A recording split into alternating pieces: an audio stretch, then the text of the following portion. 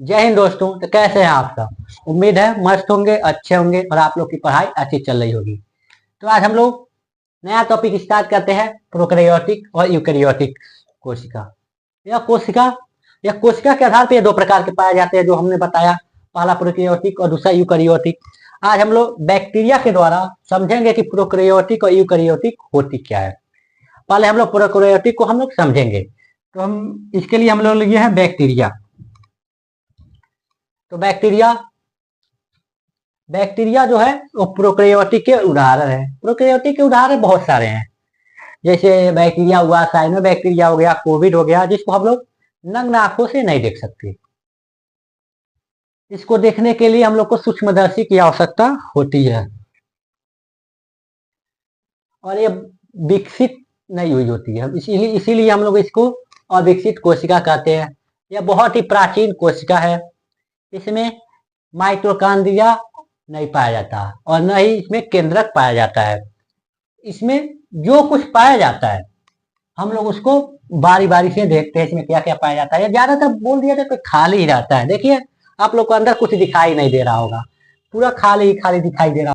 हम लोग इसको देखते हैं क्या क्या होता है। जो इसमें फ्लेजेलम है, फ्लेजेलम और पीली पीली को हम लोग सीलिया कहते हैं। जो इस प्रकार की आकृति है ना, उसी को हम लोग पीली कहते हैं। और जो तेल की भांति है, इसको हम लोग फ्लेजेलम कहते हैं। यह फ्लेजेलम और पीली के द्वारा जो बैक्टीरिया में गति प्रदान होती है, मूवमेंट करने में ये दोनों बहुत ही मददगार होते हैं।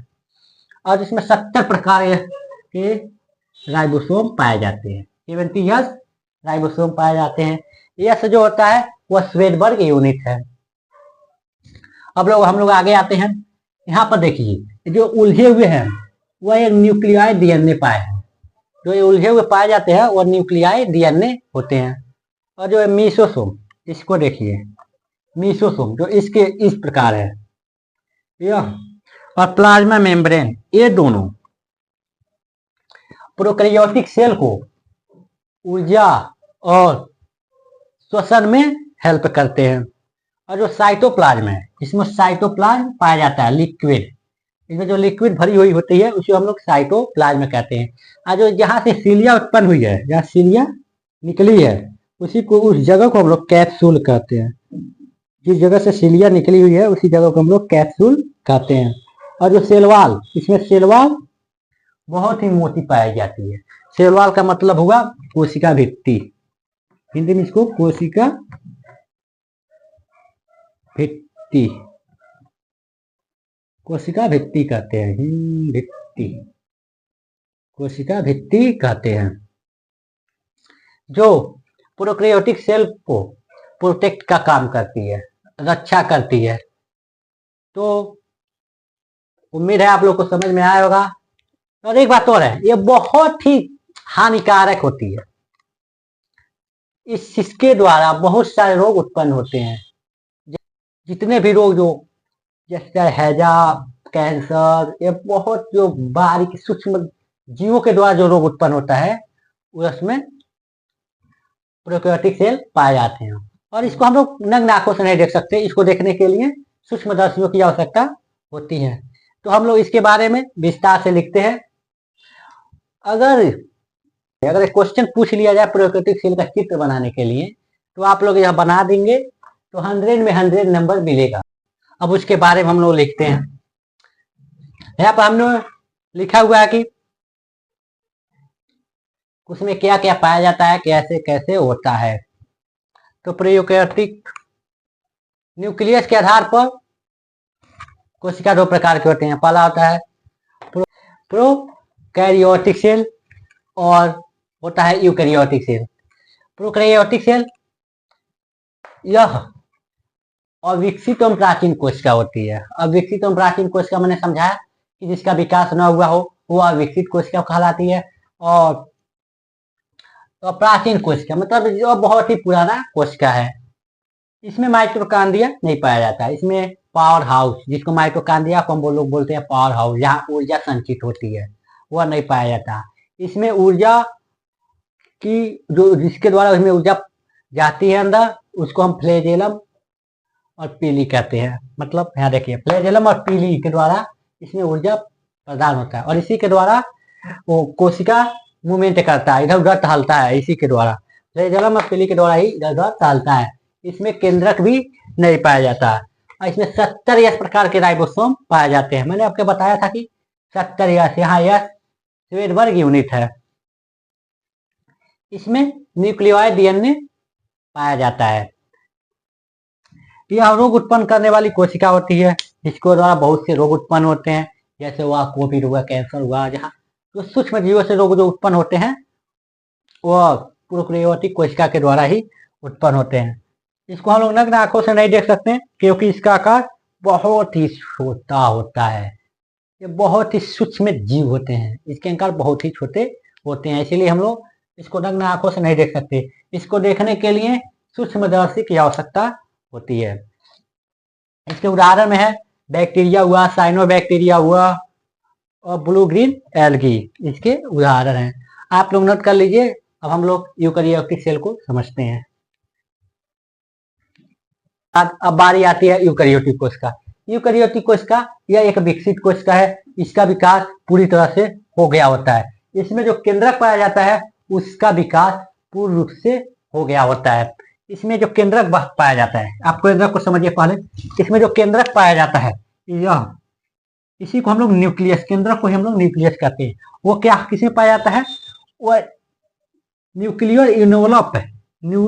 यह इसको बोलते हैं हम लोग न्यूक्लियर इनवलप के घेरे में रहता है। उस न्यूक्लियस को, न्यूक्लियर एनवलप जो होता है वो उसको प्रोटेक्ट करता है। और जो क्रोमित या क्रोमित डीएनए या डबल सर्कुलर डीएनए पाया जाता है। ये याद रखिएगा, यूकैरियोटिक कोशिका में डबल सर्कुलर डीएनए पाया जाता है। जो एक क्लोरिड डीएनए है वो डबल सर्कुलर होता है, इसमें क्रोमिक डीएनए भी पाया जाता है। और जो न्यूक्लियर इनवलप में जो तरल पदार्थ पाया जाता है, न्यूक्लियर इनवलप के बीच में यहाँ पर जो तरल पदार्थ पाया जाता है उसको हम लोग बोलते हैं न्यूक्लियोप्लाज्म। उसको क्या बोलते हैं हम लोग? न्यूक्लियोप्लाज्म। और देखिए यह न्यूक्लियस के जो चारों तरफ से जो इस प्रकार की आकृति है, जो इस प्रकार की आकृति बनी हुई है, इसको हम लोग बोलते हैं एंडोप्लाज्मिक रेटिकुलम। और जो पूरे ऑर्गन को, जो पूरे कोशिकांग को क्या करती है? प्रोटेक्ट करती है, उसको हम लोग बोलते हैं प्लाज्मा मेम्ब्रेन। उसको क्या बोलते हैं हम लोग? Plasma membrane. और यहाँ पर देखिए यह माइटोकॉन्ड्रिया है। माइटोकॉन्ड्रिया इसको ऊर्जा प्रदान करता है और ये 30 प्रकार के राइबोसोम भी उपस्थित होता है। इसमें जो लिक्विड पाए जाते हैं उसको हम साइटोप्लाज्म कहते हैं। यहाँ पर गोल्गी बॉडी भी होती है। यहाँ पर क्या होती है? Golgi body. इसी को हम लोग गोल्गी बॉडी कहते हैं या इसको गोल्गी अपरटस कहते हैं। इसको ओक्यूल कहते हैं, याद रखिएगा इसको ओक्यूल। ओक्यूल की संरचना ऐसे होती है। तो यूकैरियोटिक कोशिका के जो कोशिकांग है उसको हम लोग अलग अलग समझेंगे, अलग अलग स्लाइड पे एकदम विस्तार में हम लोग समझेंगे। आप लोग बस इतना ही जानिए कि जो यूकैरियोटिक कोशिका है उसमें माइटोकॉन्ड्रिया भी उपस्थित होता है, केंद्रक भी उपस्थित होता है, लाइसोसोम भी उपस्थित होता है, एंडोप्लाज्मिक रेटिकुलम भी उपस्थित होता है, राइबोसोम 30 प्रकार का होता है, पूर्ण केंद्रक पाया जाता है। विकसित कोशिका होती है। इसके बारे में लिखे हुए हैं, तो आइए हम लोग देखते हैं। यह विकसित कोशिका होती है, मतलब इसका विकास हो गया होता है। यह जटिल कोशिका होती है, यह बहुत ही जटिल कोशिका होती है। इसमें 70 तथा 80 दोनों प्रकार के राइबोसोम पाए जाते हैं। इसमें 70 तथा 80 प्रकार के दोनों प्रकार के राइबोसोम पाए जाते हैं। प्रोकैरियोटिक कोशिका में केवल एक प्रकार 70 प्रकार के केवल राइबोसोम पाया जाता था। इसमें दोनों प्रकार के राइबोसोम पाए जाते हैं।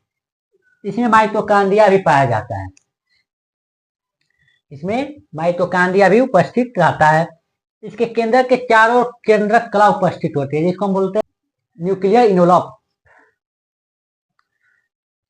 माइटोकॉन्ड्रिया को श्वसन और ऊर्जा प्रदान करने में मदद करती है। जो माइटोकॉन्ड्रिया होती है उसको श्वसन और ऊर्जा प्रदान करने में मदद करती है यूकैरियोटिक कोशिका को।